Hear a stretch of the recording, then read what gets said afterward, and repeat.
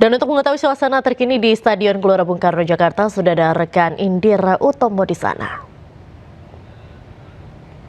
Selamat sore, Indira. Bagaimana keseruan jelang laga FIFA Series 2026 di sana?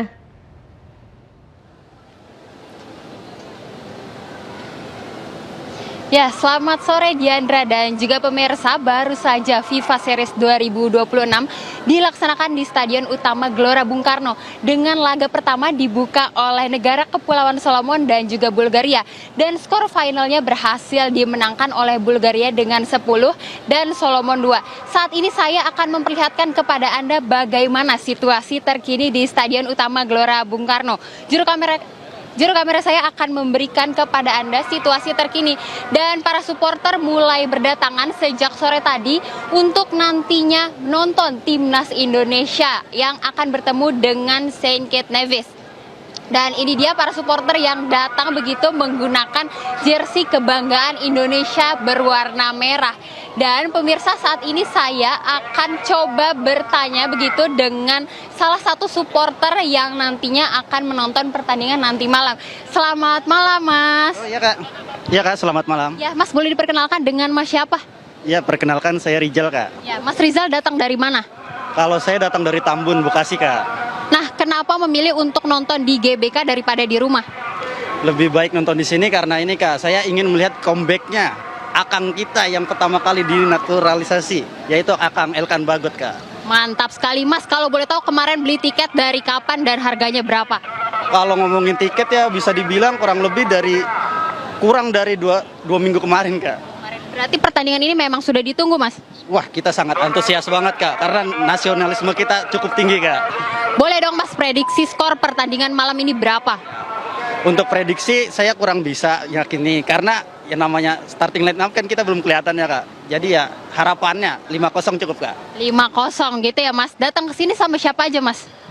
Saya datang sini sama rekan kerja saya, Kak, dari Tambun, Kak. Oke, siap, Mas. Kalau gitu selamat menyaksikan pertandingan ya, Mas. Semoga Indonesia malam ini bisa memberikan hasil yang terbaik.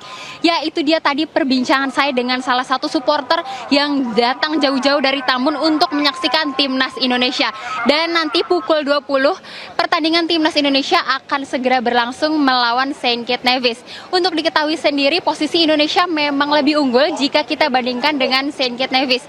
Indonesia berada di peringkat sekitar 120, sedangkan St. Kitts Nevis berada di peringkat 154. Dan untuk diketahui sendiri, laga ini juga menjadi ajang pelepas rindu begitu bagi para supporter Indonesia, karena setelah Indonesia sebelumnya sempat gagal melaju ke kualifikasi Piala Dunia. Dan saat ini kami juga akan kembali memperlihatkan bagaimana situasi di Gelora Bung Karno. Dan sejak sore memang pihak keamanan juga sudah mulai berjaga untuk sterilisasi di kawasan Gelora Bung Karno. Dan cukup banyak juga para supporter yang hadir membawa keluarga begitu ataupun bersama teman dan saudara.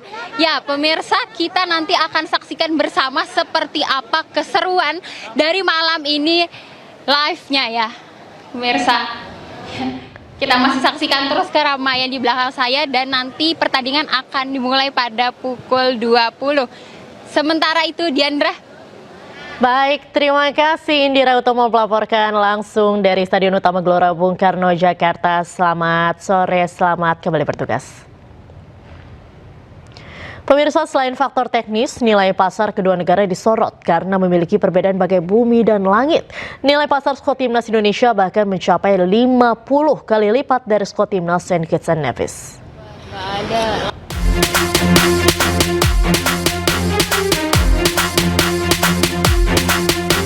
Ada fakta menarik dari sisi nilai pasar timnas Indonesia dan St. Kitts and Nevis yang jomplang bagai langit dan bumi. Menurut Transfer Market, timnas Garuda memiliki total nilai pasar sebesar 567,95 miliar rupiah. Sementara skuad St. Kitts and Nevis hanya memiliki total nilai pasar 9,99 miliar rupiah. Selisih yang sangat ekstrim ini mencapai lebih dari 50 kali lipat.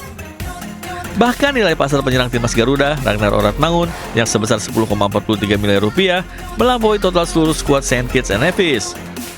Sang kapten Bang J.I. Jes menjadi yang termahal dari kubu timnas Indonesia dengan 173,82 miliar rupiah.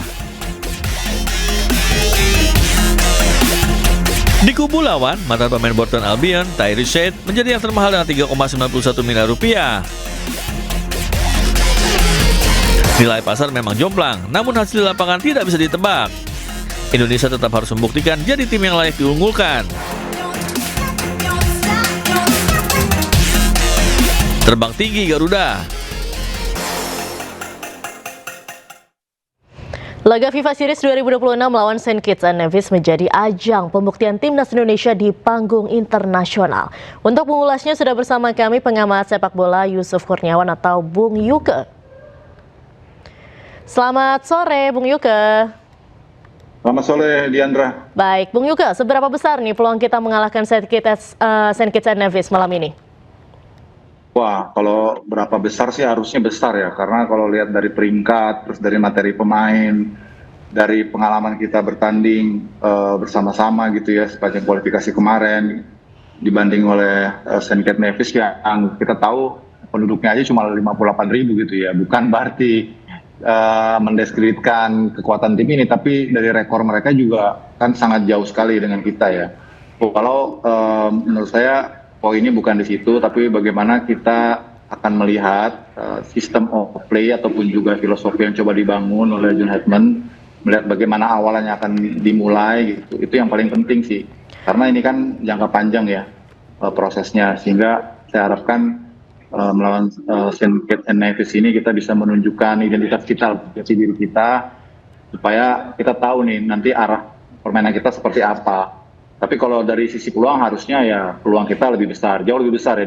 Karena tadi juga saya kebetulan siaran juga yang Solomon lawan Bulgaria, itu gapnya jauh sekali, dan kita harapkan juga dengan kapasitas pemain yang kita punya, kualitas pemain yang kita punya, kita harusnya juga bisa mengatasi St. Kitts and Nevis ini gitu. Baik.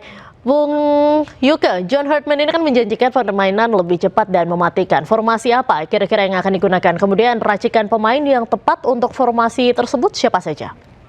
Ya, sebenarnya John Hetman ini pelatih yang sangat adaptif, pelatih yang sudah melewati banyak event-event penting ya, termasuk kemarin membawa Kanada ke Piala Dunia 2002. Terus dari sisi sistem of play-nya juga sangat fleksibel, dia bisa memainkan 3 back, bisa memainkan 4 back. Tapi kalau menurut saya sih pakem yang biasa dan lebih mudah untuk dikenali ataupun juga dimainkan oleh pemain-pemain kita ya, pakai formasi 3-4-3 gitu ya. Dengan pakai 3 back kita sudah proven ya bagaimana kemampuan kita melakukan defense counter, kemudian juga dengan formasi itu kita mengakomodasi potensi-potensi gelandang-gelandang sayap kita untuk bisa main bersamaan dengan kualitas yang baik gitu ya. Kemudian juga dari sisi permainan bisa lebih taktis, bisa lebih fluid gitu ya, karena John Hetman ini kan lebih mengedepankan permainan unit ya, permainan organisasi, permainan yang seimbang gitu. Kalau dulu zamannya STY kan lebih ke defense counter, tapi kemudian di eranya Kluivert itu kan lebih sepak bola attacking ya. Nah kalau John Hetman ini saya lihat pendekatannya lebih kepada balancing timnya gitu ya, untuk menjaga keseimbangan antara bertahan, kemudian menyerang dan transisinya gitu. Kalau prediksi skor malam ini berapa Bang? Waduh, kalau skor terus terang kita nggak bisa pastikan ya, karena ini kan juga pertama kali juga kita lihat timnas ini dengan era barunya. Tapi ya minimal kita bisa selisih 2 gol, itu udah bagus banget untuk awalan sebuah tim ini ya. Baik, terima kasih Bung Yuke sudah bergabung dengan Anju Sore malam hari ini. Terima kasih, selamat malam, selamat sore. Malam Diandra, selamat sore.